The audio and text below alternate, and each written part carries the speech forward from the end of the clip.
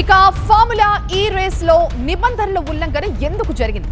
ఎన్నికల కోడ్ అమల్లో ఉన్న సమయంలో అగ్రిమెంట్స్ ఎందుకు జరిగాయి? దానకిషోర్ చెప్పిన విషయాలపై మీరేమంటారు? ఇలాంటి ప్రశ్నలతో ఒక క్వశ్చనర్ ని సిద్ధం చేశారు ఏసీబీ అధికారులు. Senior IAS officer Arvind Kumar ని విచారణకు పిలిచి ఇలాంటి ప్రశ్నలు ఆయన సంధిస్తున్నారు. 2 గంటలుగా ఈ విచారణ కొనసాగుతోంది.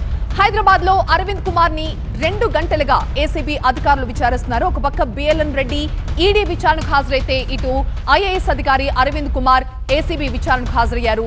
దానకిషోర్ ఇచ్చిన స్టేట్మెంట్ ఆధారంగా అరవింద్ పై ప్రశ్నల వర్షం కురిపిస్తున్నట్టుగా తెలుస్తోంది. గతంలో మున్సిపల్ శాఖ స్పెషల్ సిఎస్ గా పనిచేసిన అరవింద్ కుమార్ ని ఫార్ములా ఈ రేస్ కేసులో A2గా చేర్చింది ఏసీబీ. రేస్ కి సంబంధించిన అగ్రిమెంట్ సమయంలో అరవింద్ కుమార్ చాలా కీలకంగా వ్యవహరించారు.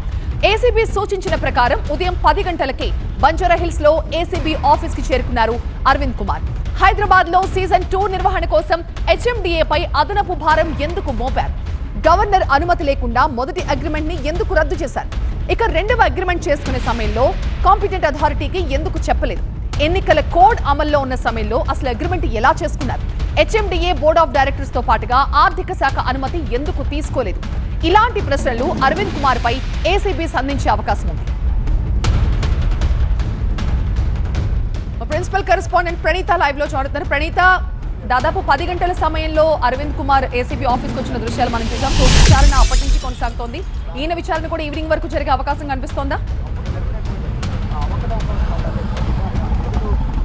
గత 2 అవర్స్ నుండి కూడా ఐఏఎస్ అరవింద్ కుమార్ను ఏసీబీ టీమ్స్ విచారిస్తున్నాయి. ప్రధానంగా గతంలో అంటే ఫార్ములా ఈ రేస్ అగ్రిమెంట్ చేసుకున్నప్పటి నాటి నుండి నిధుల మళ్లింపు వరకు ప్రతి అంశానికి సంబంధించి అరవింద్ కుమార్కు అన్ని విషయాలు తెలుసు. సో ప్రజెంట్ దానికి సంబంధించినటువంటి ఆన్సర్స్ని అరవింద్ కుమార్ నుండి ఏసీబీ అధికారులు రాబడుతున్నారు.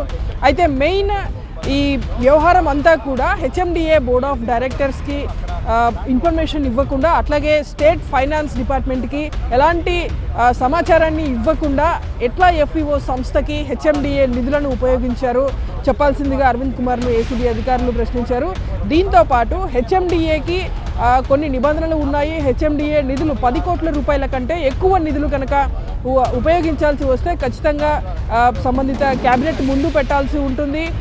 సో బోర్డ్ ఆఫ్ డైరెక్టర్స్ అనుమతి తప్పనిసరిగా తీసుకోవాల్సి ఉంటుంది. కానీ ఇక్కడ కంప్లీట్ వైలేషన్స్కి పాల్పడి ఈ నిధులను ఎలాంటి అనుమతులు లేకుండా ఎఫ్ఈఓకు చెల్లించారు అనేటువంటి ప్రధాన అభియోగం. దీంతో పాటు ఒక ఐఏఎస్గా ఉంటూ బిజినెస్ రూల్స్ ఖచ్చితంగా ఆయనకి తెలిసే ఉంటాయి. అన్ని బిజినెస్ రూల్స్ తెలిసి కూడా ఎట్లా బిజినెస్ రూల్స్ వైలేషన్ చేశారు అనేటువంటి దానికి సంబంధించి కూడా అరవింద్ కుమార్ను ఏసీబీ అధికారులు ప్రశ్నిస్తున్నట్టు తెలుస్తుంది. దీంతో పాటు రాష్ట్రానికి సంబంధించినటువంటి కాంట్రాక్ట్స్ అంటే అగ్రిమెంట్స్ చేస్తున్నటువంటి టైంలో ఖచ్చితంగా ఆర్టికల్ 299ని ఫాలో కావాల్సి ఉంటుంది.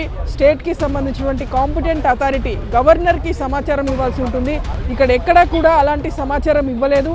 సో 299 ఆర్టికల్ ఉల్లంఘన ఎందుకు చేశారో వివరణ ఇవ్వాల్సిందిగా కూడా అరవింద్ కుమార్ను ఏసీబీ అధికారులు ప్రశ్నిస్తున్నట్టుగా తెలుస్తుంది. అయితే గతంలోనే అరవింద్ కుమార్ ఒక రిప్లైని మొత్తం ఈ ఫార్ములా ఈ రేస్కి సంబంధించినటువంటి రిప్లైని గతంలోనే ఆయన ఇచ్చాడు. అయితే ఆ రిప్లైతో ఇప్పుడు అవే సమాధానాలు అరవింద్ కుమార్ ఇస్తాడా లేదంటే వేరే వర్షన్ వినిపిస్తాడా ఏసీబీ అధికారులకు చూడాల్సింది. సాయంత్రం వరకు కొనసాగుతుంది విచారణ.